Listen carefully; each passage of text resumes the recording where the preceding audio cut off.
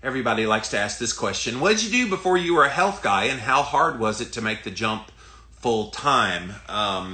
So I was in a lot of different kinds of jobs. I talked about this before on Ask Me Anything, but basically I was in retail jobs. I had a few marketing types of jobs. The job I did right before this was I was in a call center for a pretty major corporation that's here in South Carolina. And I got all of the emails that came in for that company. So anytime somebody complained, I would be the one that would respond back to them in email. A lot of it was cut and paste type of stuff, but I learned how to interact with customers, and through my retail jobs that I did before, I worked in Christian bookstores in the 90s and into the early 2000s. And so I tell people I learned a lot of the skills that I do now in all of those jobs that I had before. I did a little bit of Christian radio in the 90s. But yeah, it was pretty much jumping in feet first. Here we go. Let's do this when it came time to go full time with Living La Vida Low Carb. So I went full time with it starting in 2006. Literally, I had not even started the Living La Vida Low Carb show yet. I had already been out there blogging for about a year and a half at that point, and I knew I wanted to do more. I was starting to get more notoriety. I was starting to have people wanting me to come on their blog and do an interview and da-da-da. I'm like, okay. So I made the decision, let's step away from that job that was very secure, very boring, but very secure, had health insurance and all the rest, and I left it. Will I say it was an easy jump? No, it most certainly was not. But anybody that's seeking to do something where they're chasing a dream and chasing a passion, you have to take risks. And of course, sometimes people are like, well, didn't you want to have a safety net in place in case that didn't work out? Here's my thinking on that. I believed so strongly that I could make something of that I didn't create a safety net. Now, was that foolish? Probably. Did we struggle for a little while financially because of that? Yes. Were there times in the years after that when I probably wanted to give up? I've told this story many times before. Yes, 2009. I almost gave it all up because I made no money for 10 months in a row, and it was really hard.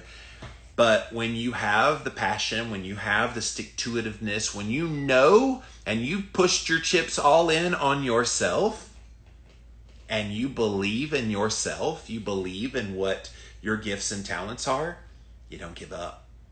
You don't give up. You adapt. You do what you have to do. That year, 2009, when I almost had to give everything up, cut off cable, shut off cell phone, cutting things down to the bare bones minimum just to survive. And I did survive. And that was 2009. 3 years later, I get my book deal. And now we're 7 years after that, 8 years after that. And I'm a 3-time international best-selling author.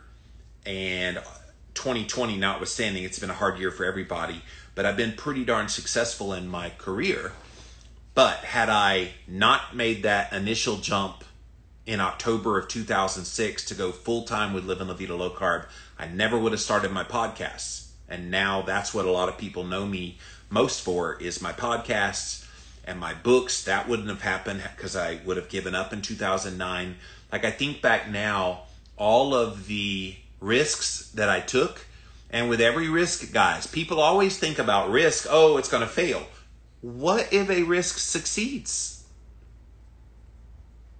And that's what I believed in.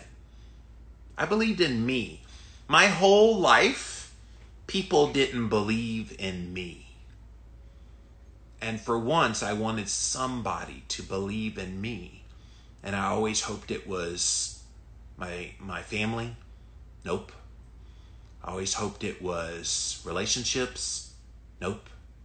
I always hoped it was employers who saw my value that I could offer them. Nope. It was Jimmy Moore. That was it. I was the only one that believed in me. I still am.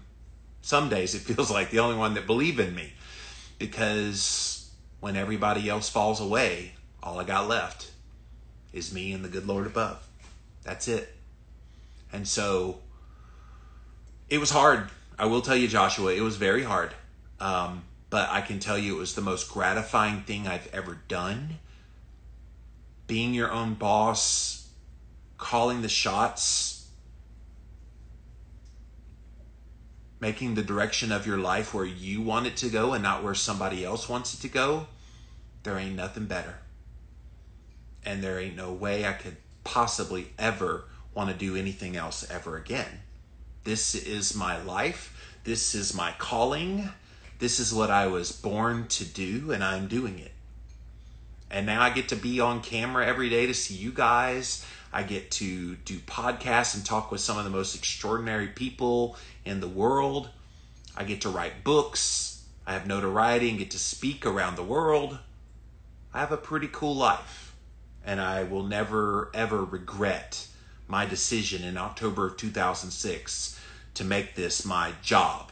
Now, I will tell you, when I first went full-time, some people were like, well, wait a minute, wait.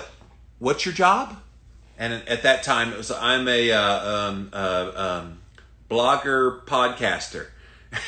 And I was like, they don't know what that means because this is 2006-07. And then I'm like, and then I started writing books. I'm an author. So when you tell people you're an author, okay.